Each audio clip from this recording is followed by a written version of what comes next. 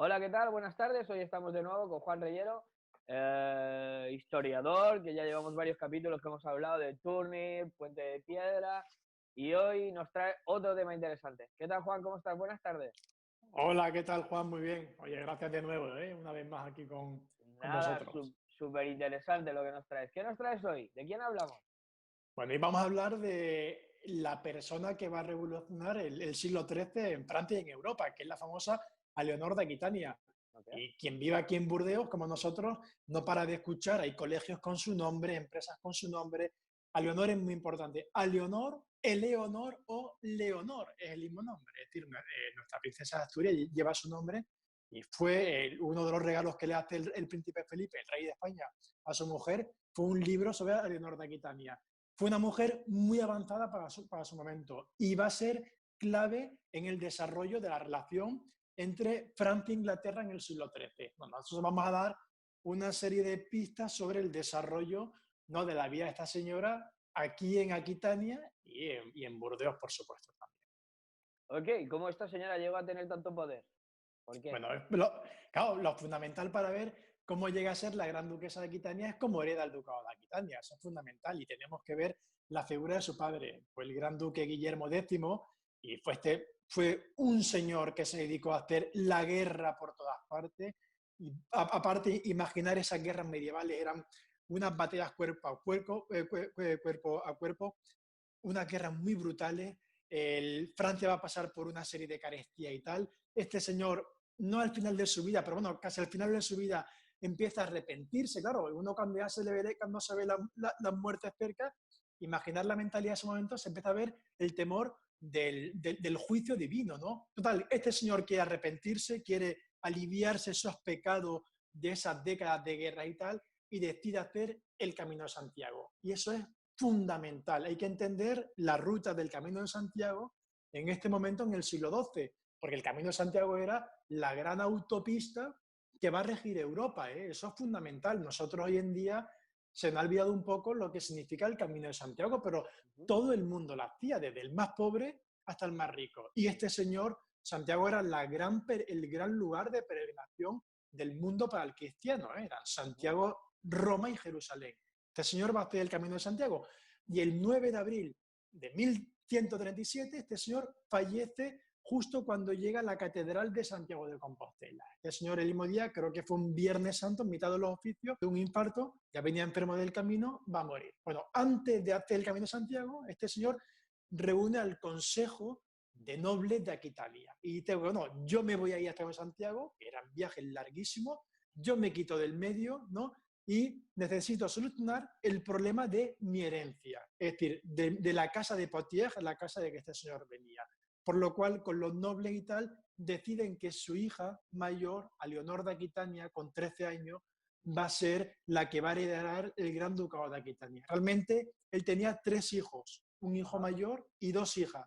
El hijo va a morir, por lo cual a Leonor se va a ver como heredera única universal. Y como esta chica va a heredar todo el ducado, esta chica hereda el ducado, pues necesita un tutor, porque es una mujer, no tiene esa libertad, la Europa medieval.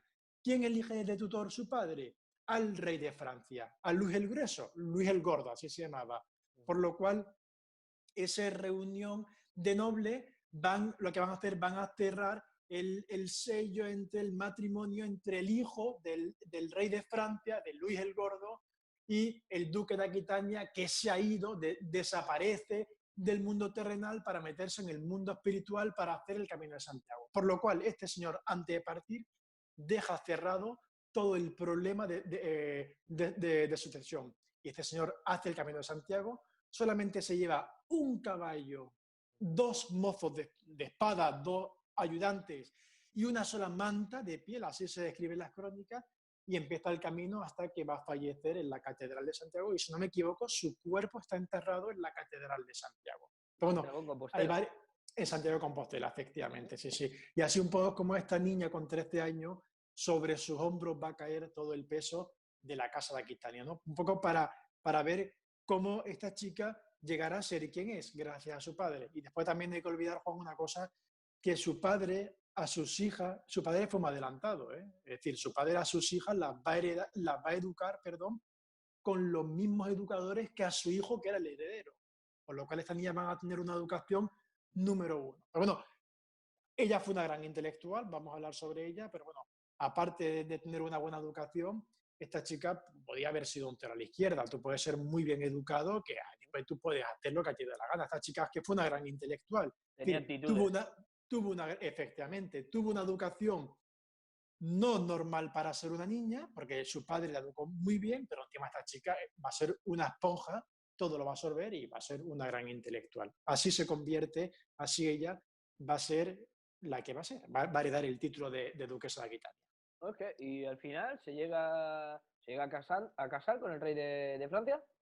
Claro, lo que hace es que se cierra, mientras que el padre se va está en Santiago, se cierra la boda de esta niña, ¿no? Ujú. Y lo primero que hace Luis el Gordo es enviar una delegación, su hermano, el hermano del rey, va con el hijo del rey, con el heredero, con Ok. Luis el Piadoso, así se va a llamar, el futuro Luis VII. Y en una delegación de 500 jinetes, desde París, viene esa delegación a París. Claro, había que dar un tiempo para organizar la boda, porque una boda, primero una boda de esa magnitud no se organiza de la noche al día, y segundo, tenían que llegar toda esa alta nobleza para asistir a la boda desde todos los confines de Francia y de Aquitania. Es una boda Y real. encima, efectivamente, fue una gran boda real. Pues, Ujú. entonces, imaginar en esa delegación que llega, aparte de llegar la guardia que custodia al futuro marido de Leonor de Aquitania, pues llegan esas arcas llenas de dinero, porque claro, esa boda hay que pagarla. No había bancos como hoy en día, y Claro. encima con esos regalos que hay que dar a la nueva mujer. Hay que Ajá. tener en cuenta una cosa, que realmente quien gana en ese matrimonio es el rey de Francia, no es ella, ¿eh? ¿Por Porque qué? a Leonor, el reino de Francia en ese momento, el rey de Francia, su territorio era un territorio muy pequeño, era casi la Ile-de-France, París Sí. y una serie de territorios aislados. Con este Ah, matrimonio, que es el Gran Ducado de Aquitania, el reino de Francia se multiplica por 3. Es muy importante. Por eso había que agasajar con muchos regalos a la que va a poner las tierras en el reinado, que va a ser ella, ¿eh? ok. Él le va a dar el título de reina, pero la que pone la casa va a ser ella, ¿eh? Y se hace una gran boda por todo lo alto, y Ok. el 25 de julio de 1137 se hace la boda con una gran parafernalia en la catedral de la ciudad. Y fue una boda importantísima. Y no solamente, bueno, el tema de la boda, sino la boda, imaginar toda la catedral de Burdeos, cómo se va a decorar entero por dentro con tapices flamencos, con plata italiana, se montan unos altares efímeros maravillosos, se hace una recolecta de flores por toda la región para decorar el interior del templo. Va a ser, no va a ser televisada, pero la gente que va a ir al final después va a hablar cuando vuelvan a sus ¿De regiones qué por estilo toda de boda? Francia, de qué tipo de boda va a ser. La celebración religiosa Claro. fue por todo lo alto, Juan. Sí, sí. ¿Y la catedral dónde está situada en Burdeos? Es la que La está. catedral, la catedral de San Andrés, la que se encuentra junto al ayuntamiento, la actual Ujú. catedral, físicamente, como nosotros la vemos, realmente hubo una catedral a caballo entre el siglo XIV y siglo XV. Realmente va a tener muchas reformas. La catedral que va a cobijar a Leonor de Aquitania, quedan al interior de la nave, quedan algunos restos, que va a ser la antigua iglesia románica. Por eso cuando uno se pone en la puerta de la catedral, y esto es muy curioso, en la puerta lateral principal de la catedral, puede ver que la parte de la catedral que da dirección al ayuntamiento no tiene nada que ver con la parte de la catedral que da dirección a la torre Pey-Berland, Bueno. porque son construcciones muy diferentes, son diferentes tipos del gótico. Pero cuando uno entra dentro del salón principal de la catedral, Ujú. puede ver que quedan parte de la catedral románica, de la gran catedral románica del momento, que es la que va a cobijar el enlace matrimonial de Leonor de Aquitania. Ok, perfecto. Bueno, me imagino que la boda sería un bodorrio y la fiesta por ahí Y la irá, ¿no? fiesta, Por sí, ahí como irá, dice la ¿no? canción, ¿no? Y nos dieron las 10 y la 11. Ah, fíjate, ¿sabes? Fue un banquete al nivel de la boda. Toda la celebración de fiesta, de banquete y todo eso se dio en la actual La Place du Palais, Ajá. enfrente de la puerta medieval. Bueno, pues Ok. en la Place du Palais se encontraba el palacio de los duques de Aquitania ahí en medio. Y en la sala principal del palacio, en el salón noble del palacio, se hizo las grandes recepciones, que duró muchísimos días. Es decir, no era solamente un solo día la Un día. celebración, porque los invitados van a venir de muy lejos, vienen para pasar una temporada en la ciudad. E imaginar todo eso, estos invitados con las ropas que van a llevar, las diferentes fiestas, sus carruajes con los mejores galas, van a alquilar casas señoriales para poder dormir y pasar esa noche. Bueno, la ciudad totalmente se revoluciona y por supuesto empiezan esos banquetes maravillosos. Los banquetes comenzaban, llegaba el chambelán del palacio, iba presentando los invitados que entraban en la sala principal.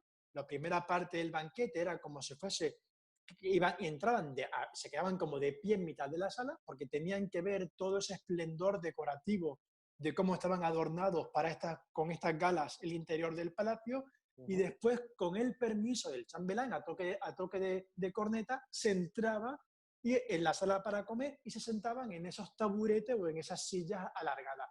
Normalmente se solía poner en esta época las mesas en forma de U, con todos los invitados. Y el primer paso de la cena o del banquete era lavarse las manos. ¿Por qué? Porque no existía el protocolo del cubierto como hoy en día. Es decir, a cada invitado lo que se le daba era un cuchillo navaja, una cuchara, una servilleta y un cuenco que era para echar los líquidos, sopas, consumo y tal, que encima el cuenco era a compartir entre dos personas.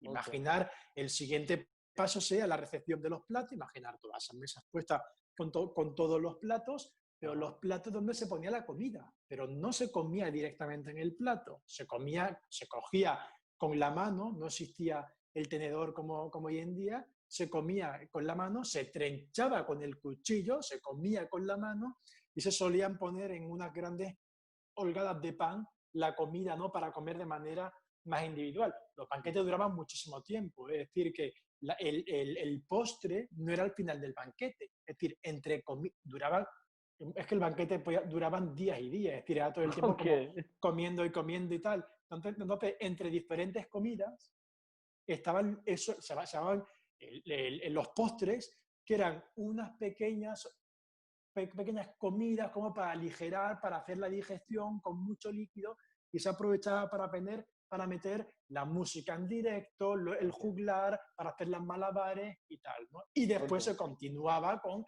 la siguiente tanda de comida. Y ya el banquete terminaba, se le volvían a lavar las manos, por eso era muy importante lavarse las manos, porque se comía físicamente con las manos, y terminaba el banquete con unas danzas, las famosas las danzas de damas de la corte, que solían bailar. Ese era el protocolo y un poco el protocolo aproximado que tuvo que tener este tipo de celebraciones. ¿Y qué comían? Pues por supuesto, imaginar mucha carne de caza, mucha res, mucho ciervo, mucho jabalí, mucha ave de corral también, mucho huevo, sobre todo mucha proteína, era el símbolo de la pulenta de la carne.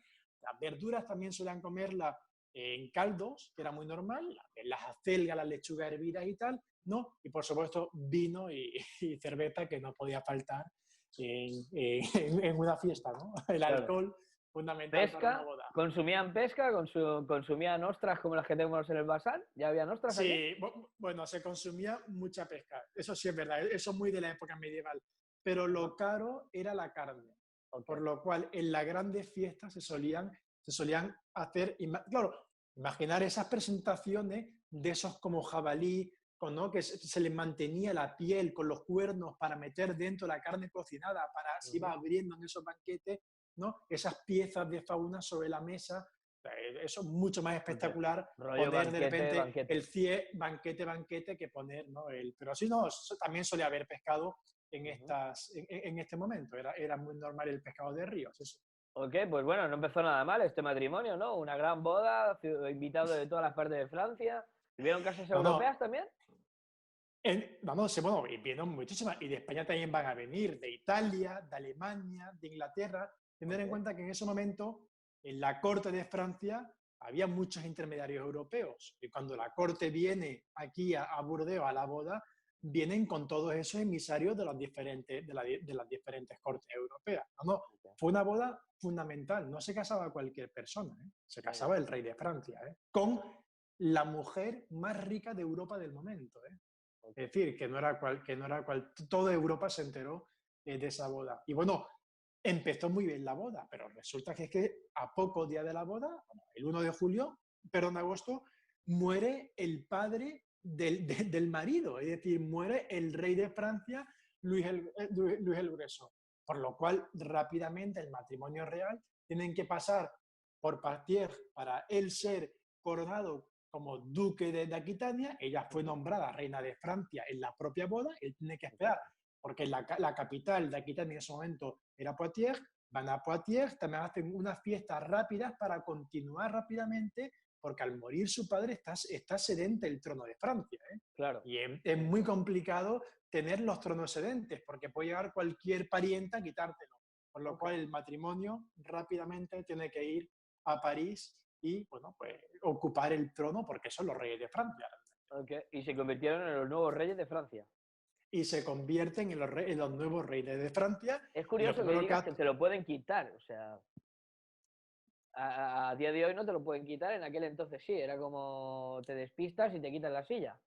Sí, no, pero es que ten en cuenta que o sea, es muy diferente. O sea, un jefe de Estado, un presidente de una república, un rey, hace un viaje y en 2 horas, entre horas, está de vuelta. Es decir, es diferente. Eso eran viajes muy largos. Las cortes estaban ausentes durante meses y meses. Imaginar que las cortes se desplazaban junto con los ministros, había que nombrar un tutor o un representante del rey en ese momento, imaginar las intrigas palaciegas, no había internet, no había email, no había móvil, cuando tú te enterabas que, o sea, todo era muchísimo, muchísimo diferente, ¿no? Por eso he dicho que había que ir rápido a ser nombrado con toda la autoridad como rey. Y por eso ellos están en París, ellos están viviendo en el Palacio Real de la Cité, en París, y esta chica deja el sur de Francia, el sol del sur de Francia, para llegar a París. Va a tener problemas para adaptarse. Ella viene de una corte muy ilustrada, que es la corte de Aquitania, con una corte de juglares, de músicos, de repente ya una corte muy sobria, totalmente le va a dar la vuelta a la tortilla. Encima, ella solamente va a tener su primer embarazo va a ser de una hija, por lo cual eso va a hacer como un revés para su marido, porque era muy importante tener un hijo heredero. El matrimonio empieza a hacer agua. Encima ella dice, si es que me he casado engañada porque me he casado con un cura. Realmente este chico, le decían Luis el Piadoso, era una persona muy religiosa. También hay que ver las educaciones de estos chicos tan jóvenes, por lo cual este chico va a estar todo el tiempo, el pobre, desde que es un niño rodeado de sacerdotes y de obispos y tal. Este chico va a crecer en el claustro de la Catedral de París de Notre Dame, de la actual Notre Dame, por lo cual es verdad que a lo mejor este chico va a tener amantes y tal, ¿no? Pero es verdad que a lo mejor no estaba físicamente, él tenía, no sé, tan unido a su mujer. A lo mejor para él era mucho más importante el restar, ¿no? que la unión en la cama con su mujer, ¿no? Y bueno, al final no van a tener ningún hijo varón, ¿eh? Solamente van a tener 2 princesas y encima le achacan la culpa a ella, ¿no? Después se va a ver la historia que la culpa, si que alguien tiene la culpa de tener 2 hijas, en todo caso será él, porque después Leonor va a tener otros 5 hijos varones. Claro, lo que te iba a decir, bueno, que ella tuvo muchos más hijos, no solo 2. Ella va a tener, ella después de ser reina de Francia, ella va a ser reina de Inglaterra. Y con el rey de Inglaterra va a tener más hijos. Sí. Aparentemente, ¿no? Va a ser como una vida desgraciada, pero realmente ella consigue ir a las cruzadas, que es una cosa importantísima, ¿eh? Porque cuando su marido decide ir a las cruzadas, el Papa del momento hace hace un documento por toda Europa para llamar a las cruzadas. Esta chica va a querer acompañar a su marido. Las cruzadas eran viajes larguísimos. Francia se van a reunir para ver qué itinerario cogen para ir hasta Tierra Santa. No era la ciudad de la esquina, es decir, quedábamos bastante lejos. Van por el itinerario dirección Hungría, por el centro de Europa, para llegar hasta la actual Turquía, Constantinopla. En Constantinopla el matrimonio real va a ser acogido con bastante fiesta. Ella va a viajar con su marido, pero es la primera vez que una reina de Francia va a la cruzada y ella hace un llamamiento para que las mujeres de los soldados acompañen a su marido, por lo cual fue una cruzada larguísima, porque va la hueste militar junto con la hueste de las damas, de esas mujeres, con los hijos. Es decir, y esos viajes tuvo que ser una cosa complicadísima. Una caravana. Llegan, y una caravana, efectivamente. Llegan allí a Constantinopla, se unen con los militares, con los cruzados alemanes, hacen como una gran, totalmente van a estar enfrentándose con franceses, alemanes, ingleses, y bueno, ella se va a ver muchísimo con un primo suyo, con su tío, bueno, Raimundo de Poitiers, que encima este chico era guapísimo, todo un sex symbol, por lo cual él lo que va a empezar esa famosa leyenda negra, ¿no? De que ella va a tener un romance con este chico. No se sabe si es verdad o no, a lo mejor sí es verdad. Este chico, este primo suyo, le dice a Leonor que convence a su marido para unir las dos tropas para ir a conquistar Alepo. Su marido prefería ir a Jerusalén a rezar que a ir a Alepo. El matrimonio se va a dividir y bueno, y van a venir en dos barcos separados incluso, es decir, su vuelta de las cruzadas van a ser en barcos separados, no se van a poder mirar a la cara, ¿eh? Fue una gran confrontación, sí, sí. Entonces es el anuncio de la ocasión, de decir que la reina de Leonor vuelve sin su marido en su mismo barco. Ah, no, no.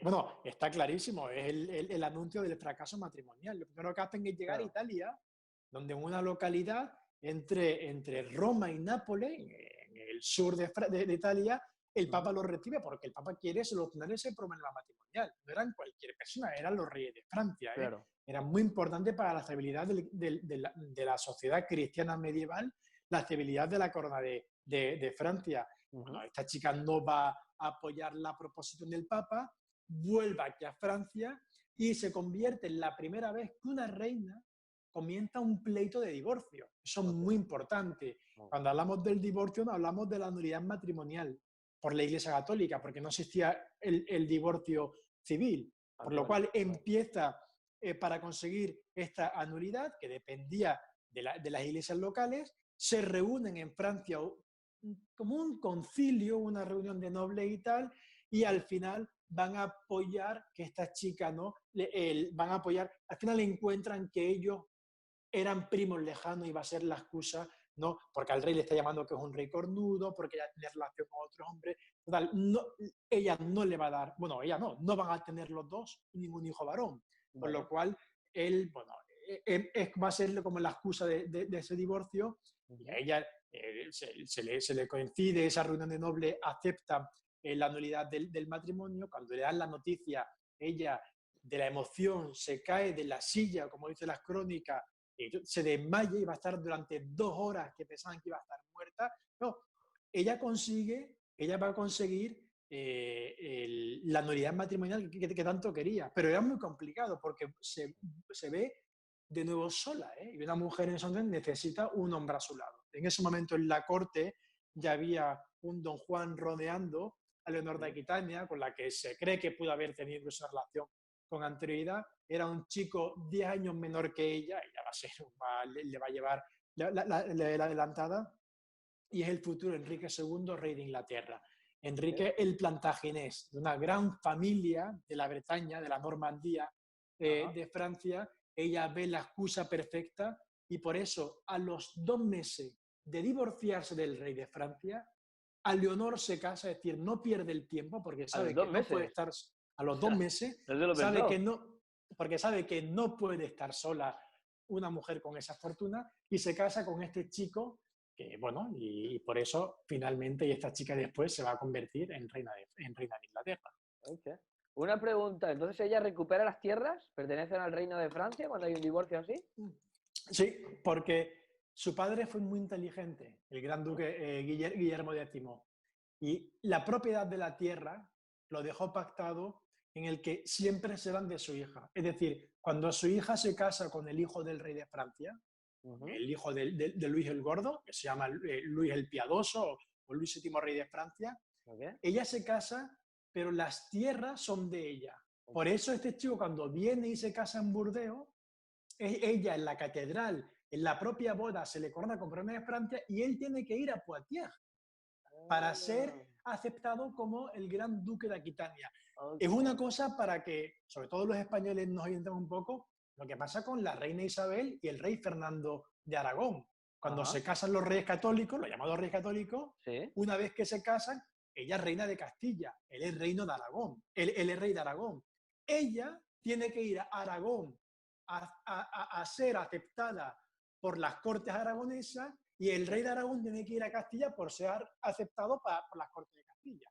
Digamos que, es decir, se casan, pero mantienen el dominio familiar. Pero eso fue gracias el padre, antes de irse a Que lo, Santiago a hacer su peregrinación, lo ató bien. lo Claro, lo ató ató muy bien. bien. Y sin la gran figura del padre, realmente a Leonor de Aquitania no hubiera conseguido hacer eso. Aparte, fue una mujer que supo jugar muy bien sus cartas, ¿eh? Okay. Y lo digo. Pero bueno, fue muy interesante. Así que cuando pasemos por Burdeos, cuando pasemos por la Place du Palais, cuando pasemos por la catedral, intentar ver la importancia de esta señora en la ciudad. Y por cierto, a los que nos ven, no olvidéis visitar, o sea, el Museo de Aquitania, porque se encuentra una reproducción de la lápida sepulcral de esta señora, ¿no? Okay. Esta señora va a morir, después de ser reina de Inglaterra, muere con 83 años de principios del siglo XII.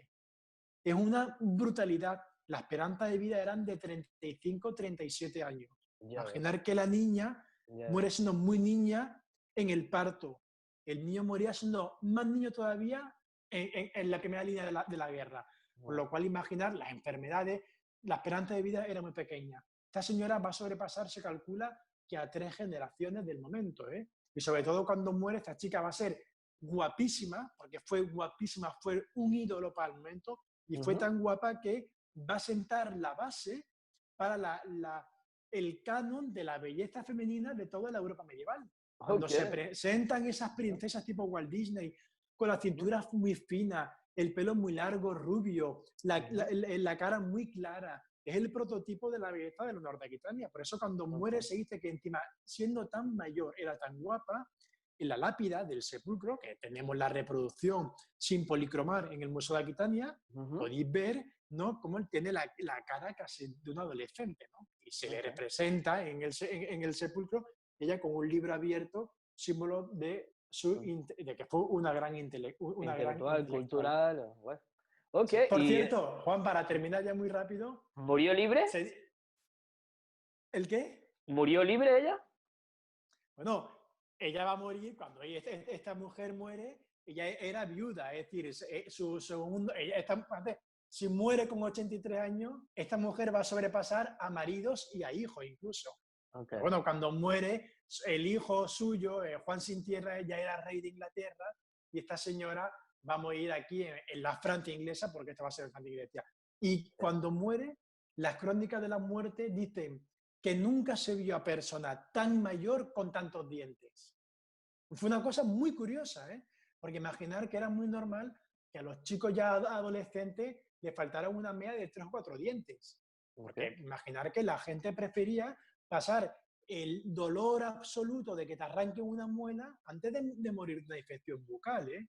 Claro. O imaginar los niños en la guerra, esas palizas entre soldados, era un combate cuerpo a cuerpo, ¿eh? Llegaban con las bocas reventadas y tal. Por lo cual eran eso que se ven hoy en día en las películas, ¿no?, de caballero y tal, esas dentaduras perfectas y tal, eso por supuesto, eso no era así. No era verdad. Y por eso fue un milagro que una persona tan mayor, la abuela de Europa, así se va a llamar la época medieval, ¿no?, dice las crónicas que conservaban todos sus dientes. Seguramente no fueron todos sus dientes, fueron a lo mejor los que más se veían. Pero bueno, eso es una cosa muy curiosa en las crónicas de Leonor de Aquitania, Juan. Claro. Y supongo que también, como escano de belleza, como tú bien decías, tenía una buena visera, una buena sí, sobre todo porque hombre, no había fotografía, efectivamente, y no se pintaban cuadros de estos reyes como en el barroco, en el gótico y tal, pero se conservan las miniaturas iluminadas y sobre todo se conservan muchos textos en los archivos de Francia y muchas crónicas de juglares y tal, donde en Francia era muy normal que los trovadores y los juglares en los pueblos hablaran sobre la belleza de la reina Leonor de Francia o después reina de Inglaterra. Sí, no se habla sobre ella y bueno, es muy curioso el tema del canon de la belleza de ese momento, ¿no? Es decir que... Bueno, ¿conoces alguna película donde tengamos como protagonista a Leonor de Aquitania? Sí, Francia ha hecho varias películas. Yo encontré una de los años 80, no sé el nombre ahora mismo, pero sí, os metí en internet y hay películas, no a lo mejor sobre ella directamente, pero sobre sus hijos, donde ella sale, como Ricardo Corazón de León, como Juan Sin Tierra, como Enrique II. Sí, es un personaje fundamental. Hay que decir que este doble matrimonio de Leonor de Aquitania, después de ser de reina de Francia, pasar a ser reina de Inglaterra, va a ser el germen, va a ser la semilla para que Francia entró en su gran condena, que fue la famosa la Guerra de los 100 años, Okay. que es muy importante. Es decir, todo lo que se disputa, es decir, todo lo que disputa Francia para tener, el rey de Francia disputa todo el sur de Francia, es porque había sido suyo cuando el rey de Francia fue marido de Leonor de Aquitania. Y cuando Claro. llega y se casa con el rey de Inglaterra, Inglaterra, aparte de tener la Normandía, la Bretaña, va a subir todo el condado de Aquitania, que el condado de Aquitania era del Valle del Loira, del centro de Francia, hasta el Pirineo y la costa atlántica, era casi un tercio actual de Francia. Eso va a ser un gran imperio, el famoso imperio plantaginés, ¿no? Y bueno, y también muy interesante, una mujer también muy moderna y muy importante para Francia, que aparece en el momento de la guerra de los 100 años, cuando empieza Francia a ganar esos territorios, muy después, a raíz de 1400, va a ser la famosa Juana de Arco, o para el católico Santa Juana de Arco, que más allá de su personaje, que hablaremos sobre ella, interesantísimo, más allá del personaje religioso, Juana de Arco fue la primera vez que a una mujer se le nombra capitana de toda la hueste de un ejército en Europa, bueno, y en el mundo seguramente. Y fue tan adelantada que la propia Iglesia Católica la condenará a muerte en la hoguera. Es decir, es la primera santa de la Iglesia Católica sentenciada a muerte por la propia Iglesia Católica. Por eso cuando se habla de Juana de Arco, que es una heroína nacional, ya no, aparte del personaje, por ejemplo, si uno ve enfrente del Jardin Public, en la Tour de Xavier Arnaud, creo que se llama, hay una escultura que se ve Juana de Arco a caballo. A caballo no pone Burdeos a Santa Juana de Arco, pone Burdeos a Jeanne d'Arc, a Juana de Arco, heroína nacional, por su valor como militar. Bueno, después de toda su vida, que podemos hablar como ella, pero también fue una mujer muy interesante. Y hasta que no aparece Juana de Arco en la historia de Francia, no se empiezan a ganar las grandes guerras de lo que es el centro de Francia, que terminará toda esa guerra de los 100 años con la toma de Burdeos. En 1400, no me acuerdo, creo que es en el 49, alrededor de 1450. Es cuando se gana Burdeos y se termina la guerra de los 100 años, pero el germen lo tiene Leonor de Aquitania. Ok, pues me parecen muy interesantes esos temas. Yo creo que también podemos ver algo más amplio a Leonor de Aquitania en los próximos programas. Vamos a ampliar a Juana de Arco también. La apuntamos allí para hablar. Claro, vamos a ir. Y luego si alguien tiene alguna sugestión, lo puede comentar también en tus comentarios de los vídeos que compartimos y perfecto. Así hacemos que la gente de la comunidad interactúe con nosotros. Bueno, Juan, pues muchas gracias por esta tarde una vez más. Nada, muchísimas gracias a vosotros. Ok, hemos dado un viaje por el norte de Aquitén y lo dicho, esperamos a Juana de Arco y más detalles sobre ella. Nos vemos la próxima semana. Cuídate. Hasta la próxima. Chao. Hasta luego, que vaya bien. Hasta luego. Chao.